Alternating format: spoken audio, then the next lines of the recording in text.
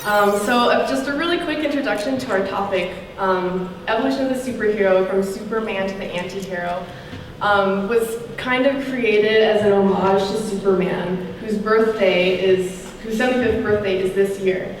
And if you think back to what Superman was 75 years ago, he's a much different hero than the people that we have, that young people are related to today. So since its creation, the United States has been through wars, really important social movements, and scientific discoveries that have kind of changed our idea of good and evil, and thus people who we view as heroes. So that's kind of what we're going to reflect upon today with our panelists, all from Denver Public Library.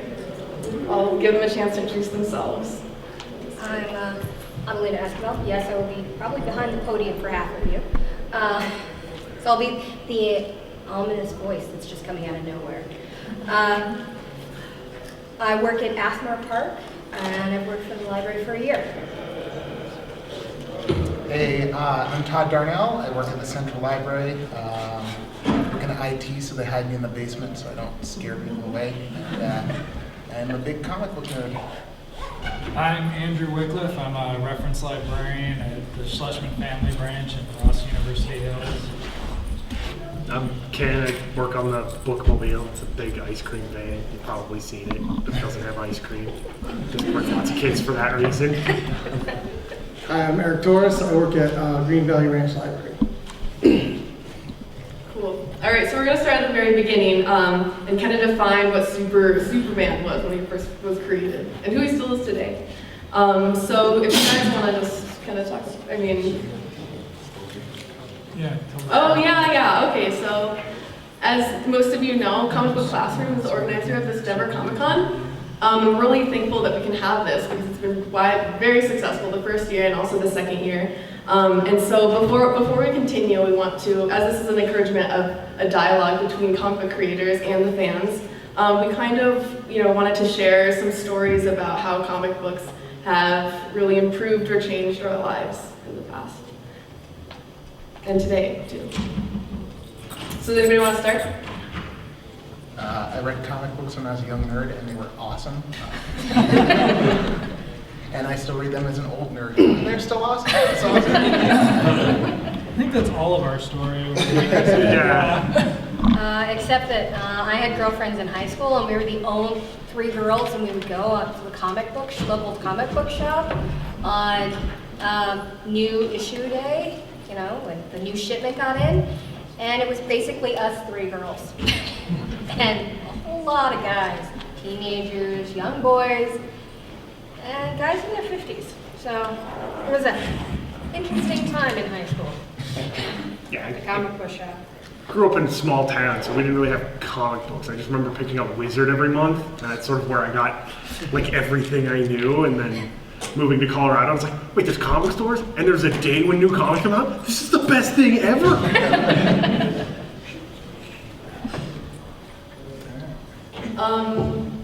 For me, I started really paying attention to superhero comics a little bit later on. I was reading comics before that, but it wasn't until I was, later into my teens and just getting into college that I was really interested in superhero comics because a lot of my professors would talk about Superman as a cultural icon for the United States, and I never really thought about it. But he's really invaded our cultural lexicon in a lot of ways. If somebody has a weakness, it's not an Achilles heel; it's their kryptonite. Or just the image of somebody opening up their shirt and to reveal a logo. That's something we all understand. Superhero comics have been in my life for a while, but superhero comics are a fairly new thing for me. So I just, because of those experiences, I think about it a little bit differently, I guess. To start off, if we want to start with Superman. He's kind of a little bit different. He's more ethically inclined than some of the newer superheroes today. And that is partially due to his motivations, maybe where he comes from, and his motivations to help humanity. So does anybody have a Superman story they want to share? I guess our Golden Age guy we were meeting is in the audience now. But we were talking about how he was, you know, he had a very simple set of superpowers, right? He had super strength, flight, which, if you look at the superpowers today, are not too special. So he was a very simple character to begin with, in comparison. He could leap tall buildings. He Right. couldn't Right. fly. He could just Fly leap. first. Flying came later. Yeah, that came later. I think we were talking about how Lex Luthor came later, and the parents came a little later too, and a lot like Batman, of course. Some of the Superman mythos actually came from the serials and the TV show, and we sort of just remember them all now that they've been integrated, except I think Batman's a better example because I think Alfred came from, not the TV show, but he came from one of the serials or something like that. And of course, Alfred's great big weight loss when he went to Skinny Alfred in the comics. Before that, he looked like, you know, S. Jeeves or something. And Superman has those things too. And then, you know, Superman kept on getting. We were talking about how. So Superman came out in 38, Batman was 39. Yeah, And then that's you started having what would become the Marvel heroes coming out at the same time. You'd have Namor, Captain America, Human Torch, and sort of once the 50s hit and superhero comics died off, Batman, Superman, and Wonder Woman were about all that DC kept going until they relaunched everybody with the Silver Age. And of course, at the same time, Superman's powers just got bigger and bigger. And more outlandish, to the point that it's for modern audiences, Grant Morrison's about the only way you see the silliness that was in those, is that he actually is the first writer since the 70s to really embrace Superman juggling planets and things like that. And there's even this story arc from the early 70s, I can't remember who wrote it, but it's the Sand Superman story, and it's Superman loses all of his powers and he goes back down to what, you know, about would be Original Superman. not original Superman, but about what, you know, the movie ended up having, you know. And so there's a point in the story where it's just like, I was just, you know, juggling 3 moons the other day, and now I'm tired after, you know, flying around the world 6 times. And so that, you know, that's kind of the early 70s for DC, was they were toning it down because Marvel was nowhere near as outlandish as they had gotten. But I think Superman and Batman are the most outlandish. I'm not sure about Wonder Woman. Well, and then there are moral sort of issues where they're like, well, Superman, he doesn't really hang out with that many people. We were talking about how, when did Superman get married? Why did he get married to Lois Lane? They dated for a long time. Yeah, Dude hangs out in the Fortress of Solitude. Like, I'm sorry, that screams man cave, right? I mean, it's literally a cave where only he can go. right. and then, Guy likes his space. well, Superman's girlfriend Lois Lane, that series from the 50s, which actually made it to the 70s. It made it a long time, which was sort of a romance comic and a superhero comic in one. Superman was constantly torturing Lois Lane. It's like, ha, we can't date. Ha, loser, girl. But it's just like really kind of I mean, it's really uncomfortable at times, and yeah, I mean, he's really kind of mean to her, and I think that their whole website's devoted to the meanest Superman to Lois Lane splash pages and stuff like that. You know, he'll disguise himself as, I think, like Bruce Wayne, and he would trade identities to trick Lois Lane all the time. I mean, so, and then they did get married in the 90s. Well, no, they got married on Earth 2, Right. and Just are we just gonna Earths and pull in some crises and line it up, and then no, we're gonna split them again, and They're not married anymore. I don't No. think they're dating anymore. Mephisto had nothing to do with this one. Yeah, No. they didn't wish it away. But they got married because of the TV show, Right, that's, I mean, which we sort of correlated to Spider-Man getting married because of the comic strip. So it's like the outside influences on the brand and how it affects the comic book is always something to look at too. As sort of superheroes have become more successful as licensed properties for underoos than they are for actual comic books. You know, you have to not have. Well, you've got cute Punisher now. There's no Punisher. What? You can cut superhero squads. Yeah. Oh, okay. There's a cute little Punisher. Yeah. Yeah. Yeah. He's cute now. Shoots him with Nerf bullets.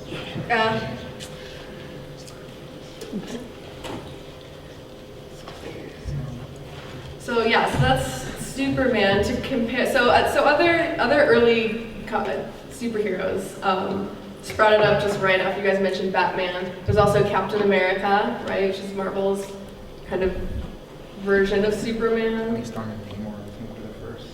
No, John Hammond. Oh, John Hammond. other human. Other Human, original Human, and then Toro. OG. It wasn't the original Human Torch a robot. He was a robot. He was an android who caught fire when Yeah. he was yeah. But I think his sidekick was human. So, yeah. But they Speak never. up. Oh, yeah. Lean into the mic. Nerd out closer to the mic. Okay, so comparing and contrasting like Superman and Captain America, I guess ethically they're about the closest comparison Yeah. between Marvel and DC. I mean, you know, not power-wise. Right. Different there, but yeah, the sort of Morally. cut and dry, everything's black and white. Right. But then, Sort of the truth, justice, and the American way. However, like Namor, I don't know how he was in the very beginning, but he turned into kind of a, every once in a while, he was skating close to being a terrorist. He's like, I'm going to come up from Atlantis and wreak some havoc and do some stuff. yeah, So- Sean Howe's Marvel: The Untold Story actually goes into that a lot. That Namor really went from being, yeah, he was a bad guy, then he was a good guy, then he was a bad guy, then he was a good guy. And when Stanley brought him back for the Fantastic Four, he was a bad guy to start. But his powers were more, I mean, he flew, he had super strength. Yeah, he was yeah. close in power. But, and then, I mean, until, you know, the Batman movies, Superman was sort of the primary DC superhero, and so, of course, he got paired with Spider-Man a lot, because Spider-Man's always been the most popular Marvel guy, and you read, what is it? Superman versus Spider-Man? The big giant size. You know, it's pretty interesting because they do contrast Yeah. because they both work in newspapers, they're both in that sort of thing, but I don't think Stanley had any idea that he was. I always had a problem with the fact that they worked in newspapers, but they actually reported about themselves primarily. I'm like, they're actually creating their own news, and they're not an unbiased source, really. And there was actually Spider-Man got fired in the more recent In the history. Civil War, after he came out, he's like, hey, I'm Peter Parker, and I'm Spider-Man. J. Jonah Jameson was like, you're defrauding us, you And I guy. think they sued him, didn't Yeah, they? Yeah, something they like sued that. him.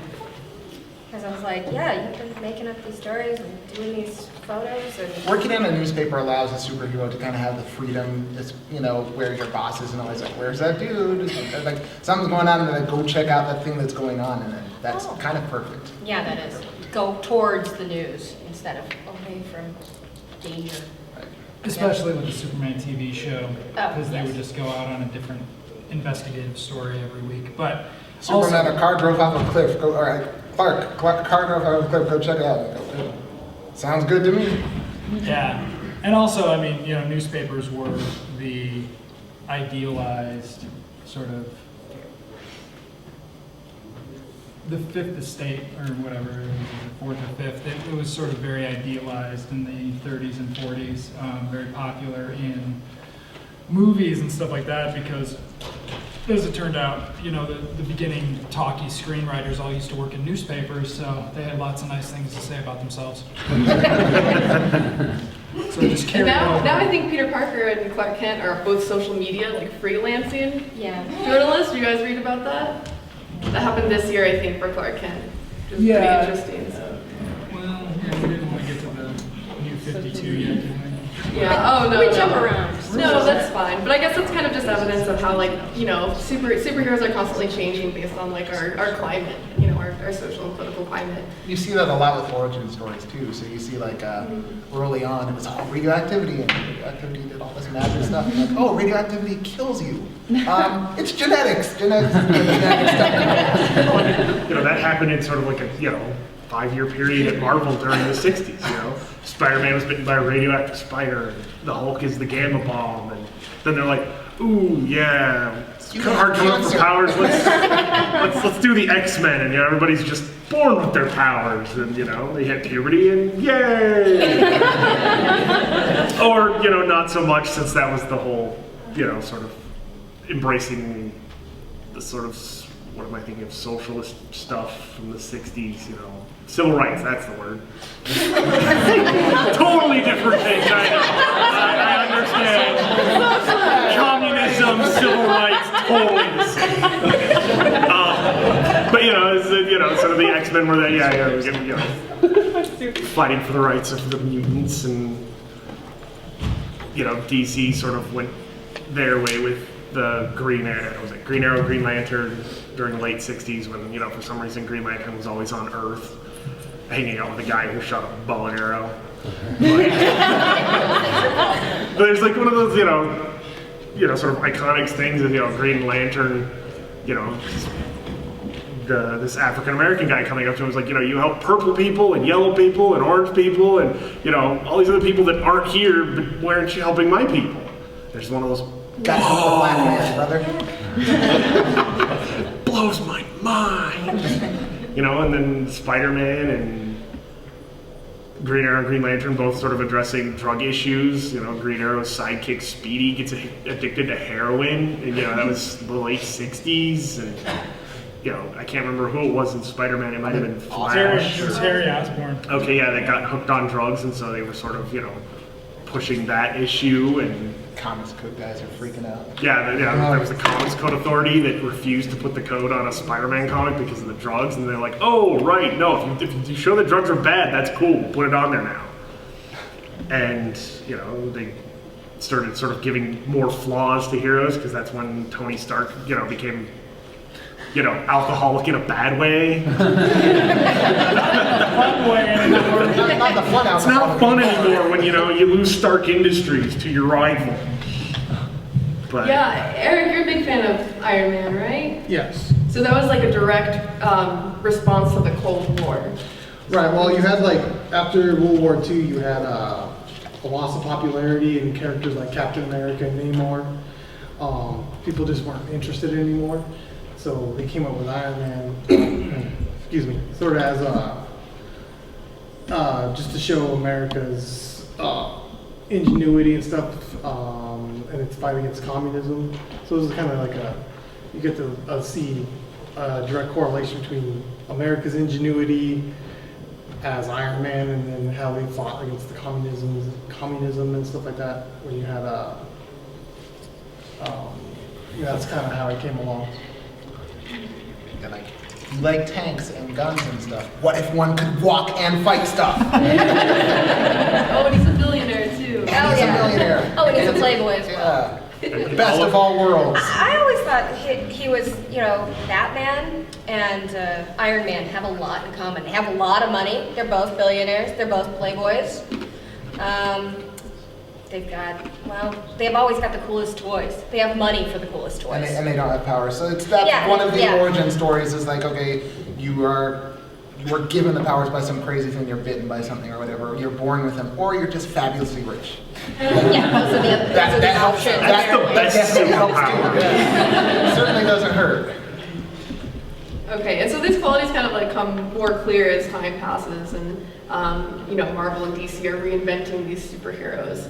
We've seen like a lot of early superheroes, Captain America, Spider-Man, Batman, all the ones we've mentioned so far, be kind of rebooted several times.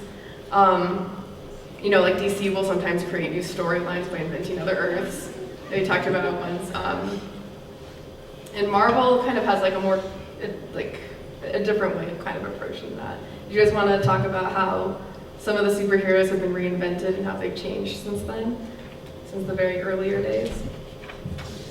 Well, Marvel's approach just seems to be, I don't even know if they directly refer to it. It's always just a few years ago, these guys started showing up. They don't worry about it being in the 60s or the 70s or the 80s. It's like, oh, Captain America woke up 5 years ago. So when he woke up in 63, was it? Or whenever he first woke up, it would have only been 25 years since he went under. And now it's, 50. And of course they did the Ultimates. And they tried stuff in the 90s. What was it called? I can't remember. Are you the 2099 or? Well, there's 2099, but there's Universe also and the one where they go to the pocket universe and Heroes Reborn? yeah, remember? When Yeah, but that was the whole Onslaught thing. Yeah, but they tried rebooting everything, and the intention was to keep that. Yeah. But yeah, and so of course DC's, for anybody who's read DC for more than 6 years, is that every once in a while they just relaunch everybody. And let's see, so they did it the first time in the 80s. Yeah, there was the Crisis on on Infinite Earths. Infinite Earths. And there was Zero Hour in the 90s. Zero Hour was supposed to fix Crisis, and as the Batman editor said, make sure the Catwoman was never a prostitute.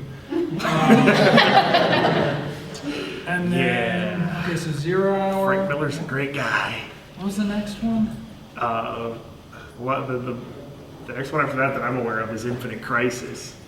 Then there was Infinite Crisis. Was there something in between there? I don't remember. I don't think there was anything in between there. Does anybody know? know if there was something after 0 Hour before Infinite Crisis? Okay. Guess not. If there was, it wasn't very important and it didn't do a very good job then. But all Infinite Crisis really did was like bring back pre-Crisis a little bit, because the villain was Superboy. Yeah. Young Superboy or whatever. From And a different then, Earth. and now they've done the New 52, which it was just a straight relaunch. They didn't lead up to it with anything. They had a Flash miniseries, but I'm not sure if that sort of led into it. Sort of. Flashpoint did. Did it? Yeah. Flashpoint led into it. But it only affected certain comics, because Batman just sort of kept rolling, just started at one, and Green Lantern did the same thing. But of course, this latest one seems the least thought out. I remember everybody's kind of like, so wait, was the third Robin ever really Robin? And they're like, no. And then next month it was like, yeah, he was Robin for a while. And you're like, how? He's like 23 now. When did he have time to be Robin? Well, I think part of it is like with DC now is they're trying to do sort of, each comic is its own continuity, and they might pull somebody in, but that doesn't affect, if they pull in Superman, it doesn't affect Superman, or Green Lantern doesn't affect Green Lantern. Which has always sort of been one of the big differences between DC and Marvel, is that Stan Lee was like, no, like, hey, if the Baxter building, they have a fight on the rooftop, we can show that in Spider-Man, that'll be cool. People will like that. And then you get the Spider-Man, like, why is the Baxter building tore up? Now I have to go buy Fantastic Four, whatever. Good way to cross-sell comics, too. Yeah, whereas in DC, you would have, I just remember letter pages where, I think it was, they didn't have a lot of heroes in the same place, it seemed like.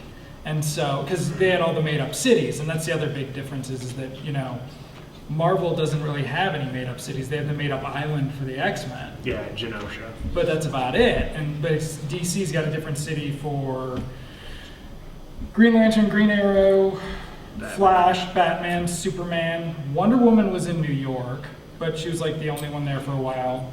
New Teen Titans were in New York in the 80s when they were really popular, I think. I thought didn't they get moved to San Francisco? And then the Justice League got moved to Detroit, which... Detroit and the Moon. Let's send some superheroes there. So there's been a lot of reboots of these classic characters. I was going to move on to anti-heroes, because that's definitely the title, and there's lots to talk about, because some of these characters that we think of as anti-heroes now were introduced really, really early on. Like the Punisher appeared in Spider-Man, like really, really early on. Same with Wolverine and X-Men. And these people are, okay with killing, which you don't really see in some of the classic superhero traits. And sometimes you wonder why. You're like, Batman, just kill the Joker. Be done with this nonsense. Like, try not. You don't have to be Superman. You don't have to save everybody. Some people are just evil. Some people are bad. Yeah, Just but bad. you know, with the Punisher, you know, it's hard. He's got like one recurring villain because everybody dies. You know? Wolverine, they're just like, you know what? Let's just give everybody a healing power. He's gonna fight Sabretooth. He'll heal. It'll be cool. You know, you can't sell a lot of comics if the villains are just, you know, bad, you know, monsters of the week that never come back. I find that more young people now that like relate to some of these anti-heroes better than they relate to, you know, Superman or the classic hero. Well, they're flawed, like we are, Yeah. like humanity is. Superman, I always had a hard time relating to him because, man, that guy is just perfect. He always does the right thing, and we don't always do the right thing. That's part of being part of humanity, I think. And you see a sliding scale toward that. So you'll see like the characters later on maybe aren't perfect like Superman, but they're not murderous either. They're just like poor, like Peter Parker. Like, hey, I need money to buy web fluid, and I have no time to get my aunt some stuff at the store or whatever. And my girlfriend broke up with me because I'm stretched too thin. You'll see stuff like that where he's not a murderer, but he's definitely flawed. He's not perfect. It's more like if I had superpowers, it would probably be a wreck like that, and probably not a perfect hero like Superman. So that's a little more relatable in that. And then you'll just see the guys who are like, okay, this guy messed with me, I will kill them all. Well, yeah, with just the Spider-Man thing, because, you know, it's like everybody, you know, the hero saves the day all the time, always. And then, you know, you get to the story arc in the early 70s where, you know, Gwen Stacy dies. You know, it's like his girlfriend. I mean, you know, like if Lois Lane had died, Superman would probably just gone around the world, you know, just lasering everything up with the I-beams. Mount Rushmore would just be Lois Lane. Yeah, and Daredevil's another good example. I mean, the big example is the Hulk and Ben Grimm. That, you know, the Hulk's he can't control himself, and Bruce Banner's miserable, but Ben Grimm, of course, at least can articulate it better, that he's stuck as this great superhero who's incapable of leading anything resembling a normal life. And I mean, all the Marvel guys have that. Even I think Captain America is the one who sort of escaped with the least scarring, but I mean, I think he had dating trouble, and he was a suffering commercial illustrator for many years. I mean, Daredevil, of course, saves the day and then goes bankrupt every other issue. So, and I mean, but the DC guys, relatively until the '80s, did not have a lot of bad stuff happening to them. Hal Jordan he wasn't even a drunk until the late '80s, right? Emerald Dawn was the first time that was introduced. Oh, and then, you know, again, he, you know, had his hometown destroyed, and he by Cyborg Superman. Yeah, and, you know, the Green Lanterns wouldn't help him, and so he went crazy and, you know, stole everybody's rings and killed all the Green Lanterns, and then they retconned it that he was possessed by Parallax, some yellow demon. Right. Well, I mean, other than, you know, it's like Green Arrow's, you know, sidekick in the 70s, you know, Speedy being hooked on heroin, that's about the only thing I can think of where there was sort of that, you know, what was going on at Marvel sort of happening at DC. I think the Teen Titans had more of that, and I don't think we have any Teen Titans fans up here, so. Sorry. But yeah, I think the Teen Titans were, the new Teen Titans by Marv Wolfman and George Perez were sort of the DC's answer to the X-Men in the early 80s, and they were really huge sellers. And they had a lot of the human problems, whereas, yeah, I mean, Batman had adoption issues with Jason Todd, I remember. One of the supervillains wanted to adopt him, and he couldn't, she was a better mom than he was, so they had a lot of disputes about it, but that's not really a real problem, or a relatable one. Oh, and, you know, it wasn't until the late 80s when everything got dark and gritty that, you know, they kill off Jason Todd, and, you know, several, everybody in DC dies every other week. Yeah, and what was it? Superman killed some aliens and went to space for 3 years or something. And they tried to toughen him up, and then they brought him back and gave him the mullet. Because nothing says tough like a mullet. Not in the 90s. So we talked a little bit at one of our meetings about homosexuality in superheroes, which you didn't really see come up until a little bit, like in the 80s around. Late 80s, early 90s. Late 80s. Well, it was addressed, but like we don't want superheroes to actually, in the early time period, I'm like, why does Batman live in a big, huge mansion with one guy? Like, and has all this money and a male servant. And that was sort of part of I think part of the morality code of, hey, no, he's not secretly gay. They're not gay. Let's add some more people in here and add some female characters so that you can dispel that. And it didn't really work, trying to make them have families. Nobody was interested in that.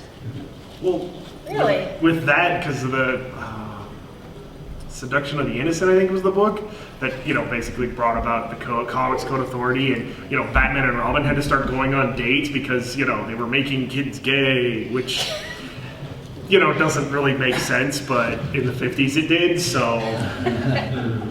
so yeah, it's like, there's issues where, it's like Batman and Robin are going in the, one of the old Batmobiles that happen to have a back seat, and they're going on dates and in their costumes, which makes no sense. No, it's cool. We're going to this 5-star restaurant. Nobody will look at us weird or anything. But, it wasn't until, the late 80s. I know I was just reading the trade where North Star from Alpha Flight gets married. And the first, they had the issue where he came out of the closet in the late 80s or 90s, and that's the first I know of where it was sort of out there. I don't think there was, they've retconned characters for being, gay. DC just did, was it Alan Scott? Oh yeah. The original Green Lantern is now gay, and It's still not super common, it seems like. no, I mean, Well, there is a series, I can't name the series, sorry, but that Catwoman actually is gay. She's got female lovers. Yeah. Yeah. And Electra, yeah. and they I just, forget. and, Batwoman, Kathy Kane Yeah. is, lesbian, and there was a trade issue where they were sort of addressing that, and it was really good. Yeah. Obviously, though, they're a lot more comfortable with glamorous lesbians than they are with gay guys. And have been for quite a few years, but that's a whole Yeah. different conversation. But yeah, I mean, the Alan Scott thing, DC, announced they were going to have a huge major hero be gay, and everybody was like, who is it? And they're like, Alan Scott. Because, they canceled JSA, so the guy doesn't really have his own comic anymore, and it's his first appearance in the New 52, so it seems like they're doing Band-Aids. Like, they just announced that Catwoman's friend is transgender, and they're like, this is the first transgender mainstream comic book character. And then you go on Twitter and you see all these people going, no, we did this in 88, 85, we had, and it's just, it's turned into a PR thing to sort of include this, which is a lot less earnest than when, they wanted to put heroin in Spider-Man and had to deal with the Comics Code after making that decision. But the Comics Code, of course, is gone. Yeah. Yay. It died a quiet death a few years ago. Yeah, early 2000s? I think it was right after Joe Quesada took over Marvel. They quit putting it on there. DC did it for a little bit afterwards. And then they found out nobody was paying them anymore. It's like a really weird thing that the publishers had to pay into the Comics Code, and somebody was like, Marvel hasn't paid into the Comics Code in 3 years. I bet it goes away soon. And it went away 2 weeks later. Of course, Marvel started self-rating things. They give it, the video game rating scale now. And I think I think DC does too, I don't know. But Marvel now self-rates, because since they introduced the Max line,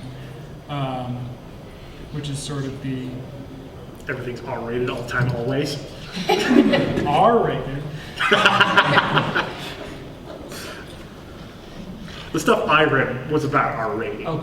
I never got into the adults only stuff. You never read Alias? No, I didn't read it. You should read Alias because it's in continuity.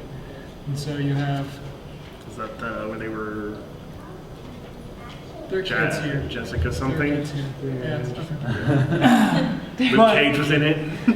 Yeah. Yeah. So I mean that is a difference of how, I guess, skipping ahead to the idea of appealing to aging readers.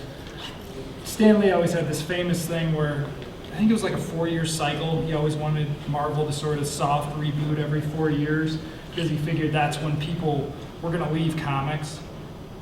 And then, of course, people didn't leave comics. And so they had to keep going further. But I think even through the 80s, you could sort of time a Marvel reboot with an X-Men mega crossover. Whenever Madeline Pryor came back, you knew it was time that you could start reading again. Or now they just call them jumping on points, but back then it was just like, oh, I'll just get the crossover and it'll be fine. But then, the introduction of the Vertigo line, which was sort of, hey, I stopped reading comics when I was in high school, but now I'm in college and I'm in a bookstore that carries comics and I'm going to pick up the Vertigo stuff. And of course that's not it was superheroes, but the Max line at Marvel was, I guess the Marvel creators just wanted the opportunity to be foul-mouthed, and so Marvel said okay. And so Here's a line for you.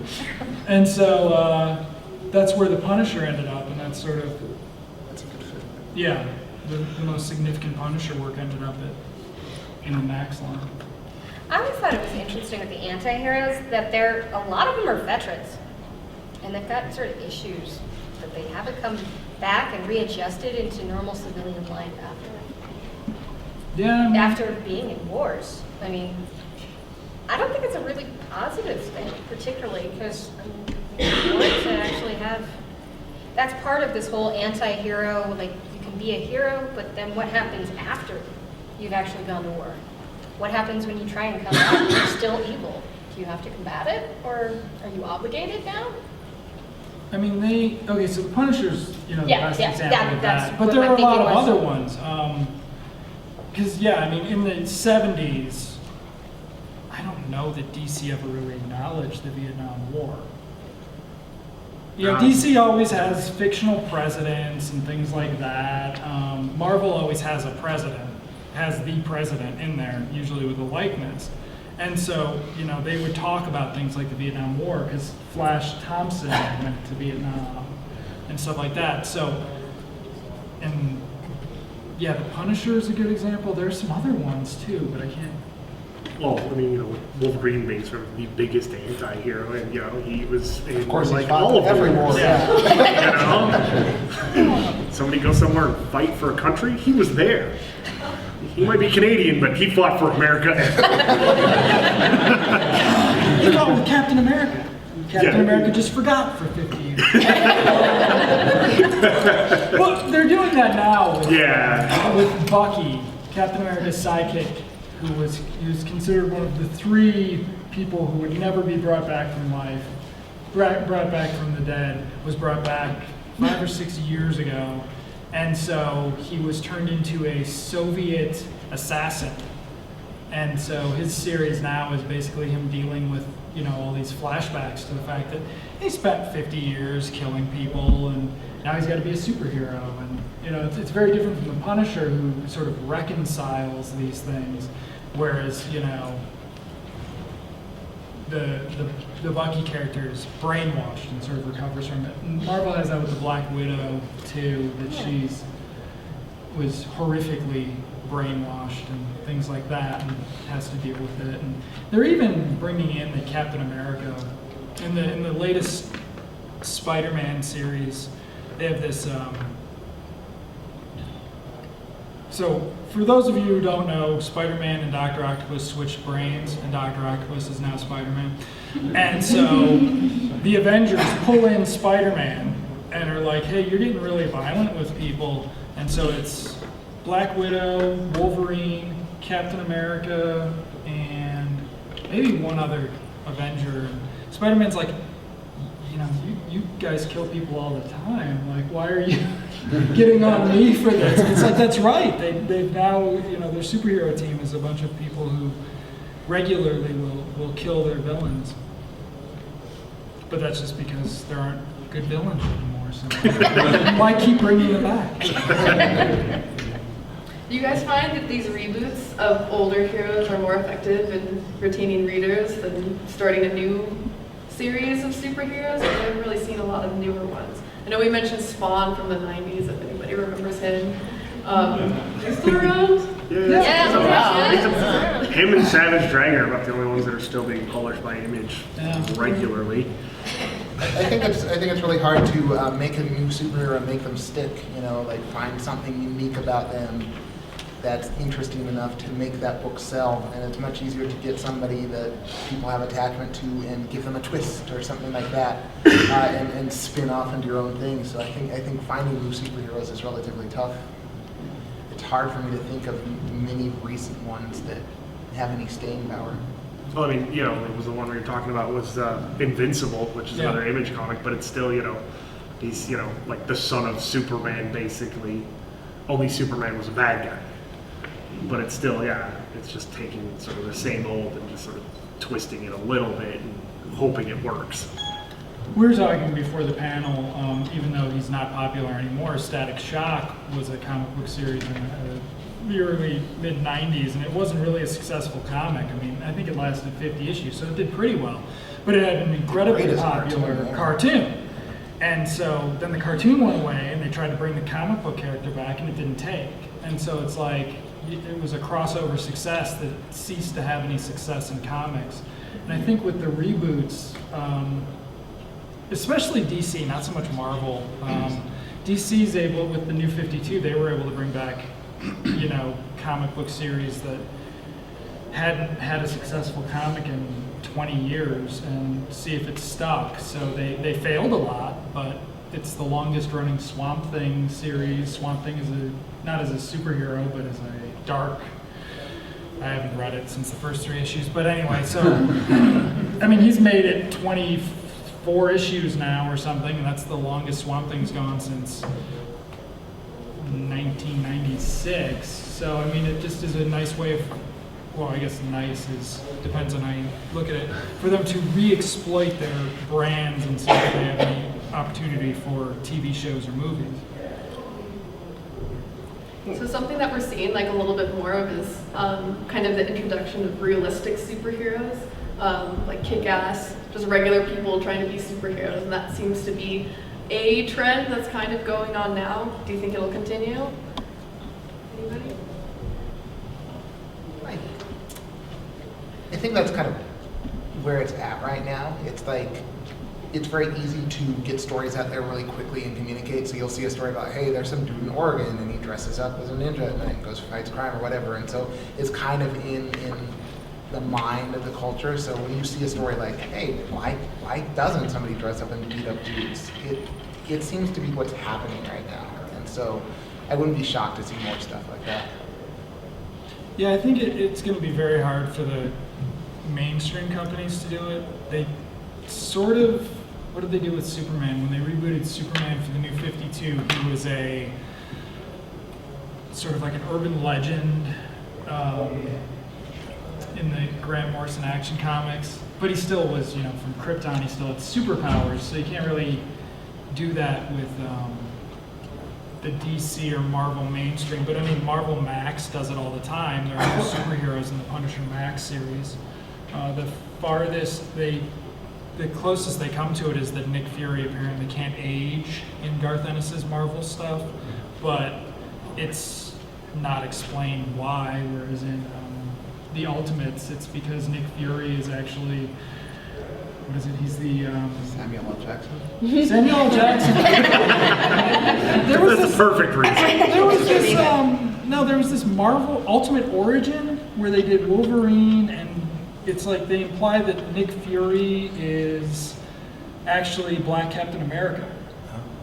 from Okay, so the Truth. Yes. And so he was just in that experimentation, and he just has been, the same age for 50 years. But of course now, Nick Fury has a son who looks like young Samuel L. Jackson in regular Marvel, which is, So Image, which is having a really big. Not revitalization, but I mean, they're very popular right now, and none of it's superheroes. I mean, nothing that's going on there. It's all quirky, weird stuff or science-based. None of it's superheroes. So it's almost like new people don't really have much to say about superheroes. It's Kick-Ass is Mark Miller. I mean, like, it's somebody who's been writing superhero comics for 20 years now, and he did this. Image's superhero is Marijuana Man. I don't know if you guys saw that. There's an Image comic out now about Marijuana Man. He lives in Colorado or Washington. Okay, so at this point, I'd like to open up the conversation to you guys in the audience who look to me like superhero fans. You guys have any questions or comments or, I don't know, really nice memories of superheroes that you'd like to share? I didn't have something I've been thinking about lately. I've only gotten the comics about 2 years now. But one thing I have noticed, and I do, is I almost feel like you say Superman tells you about the time, kind of the American time frame. But one thing I've always noticed, especially since Frank Miller switched to Batman to be more dark, was Superman seems to be like the ideal everyone strives for, or Batman seems to be more of the what it really is like, the nitty gritty now. I know it doesn't translate back. I just wonder what your thoughts are on that. I think that's very true.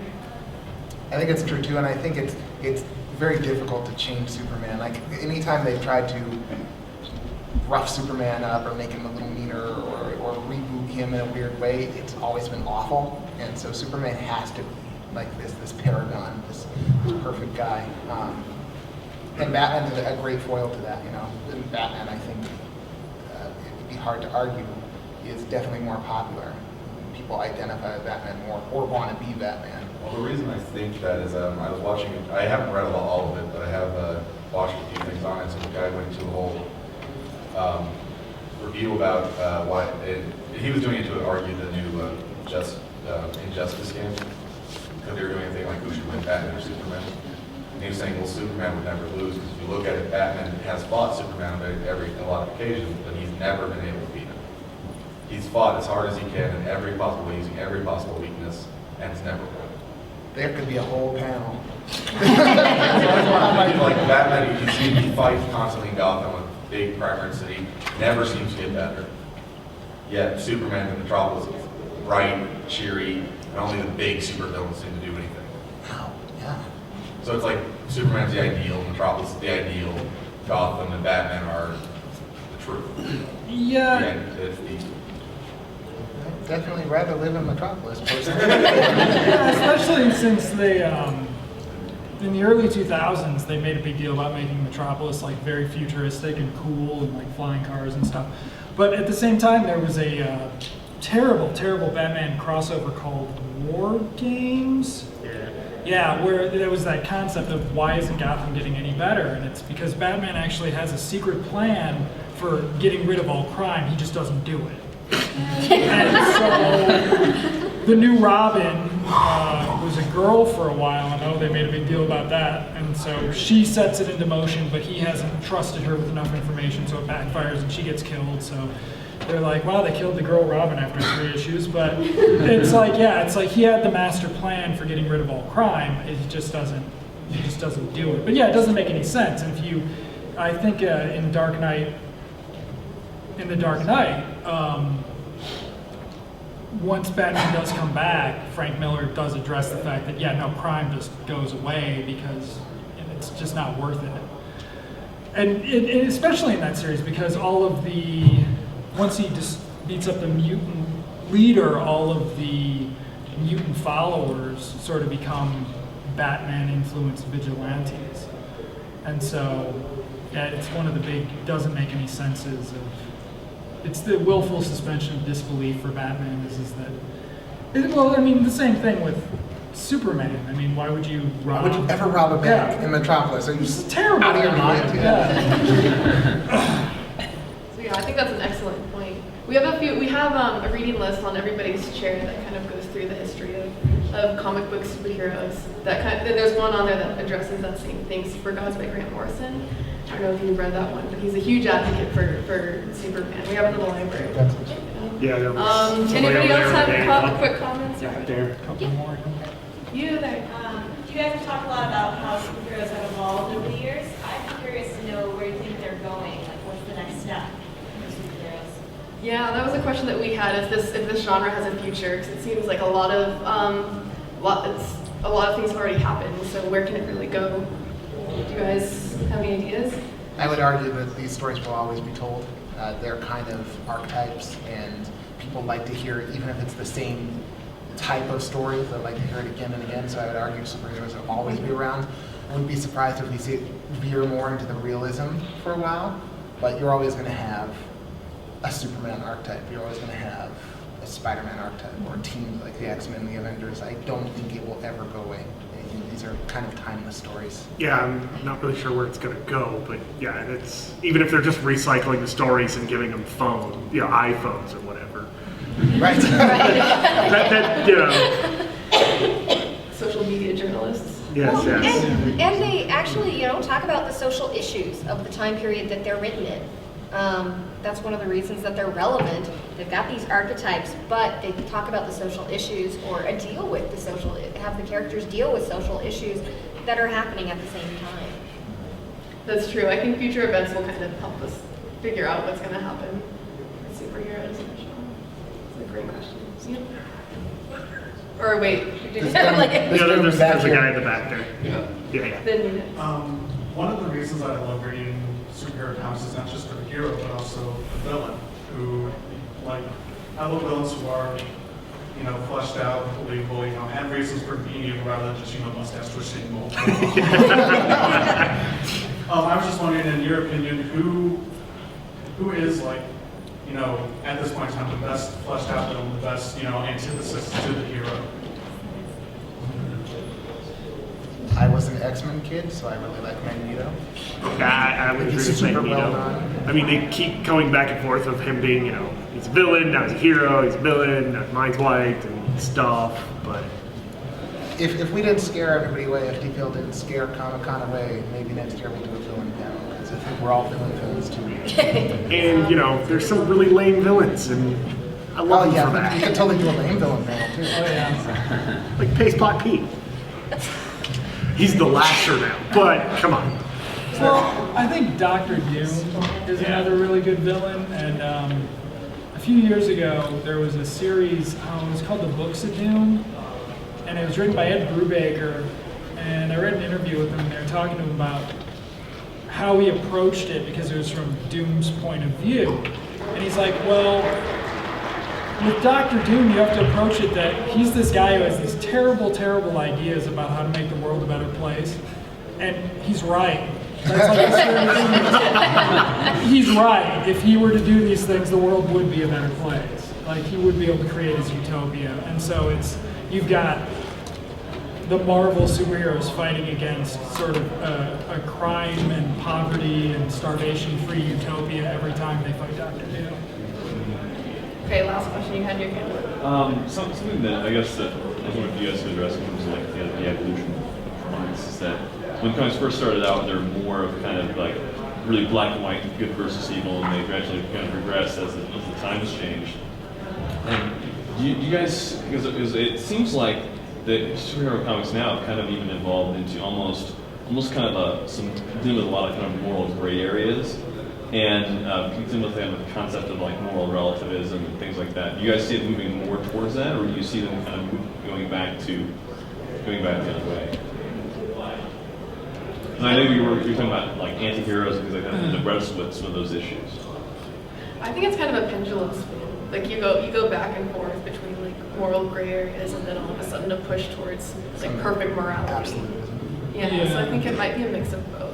And they've turned it into publishing schemes. I mean, Marvel had Heroic Age a while ago where everything was sunny and fun for a bit. Grant Morrison and Jeff Johns at DC were both very,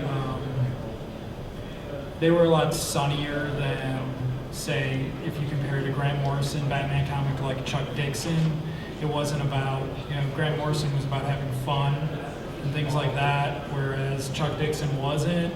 And Jeff Johns sort of bringing in the JSA would be a great example of that. It was this huge, crazy extended family dynamic as a comic, and so I mean, yeah, it goes back and forth, and they've now realized that they can sell it like that. Like, hey, buy all the heroic age comics; they're fun, and then they'll go back to Norman Osborn taking over the United States and that sort of thing. So we're totally over time. Are we? Yeah. Thank you for Yeah.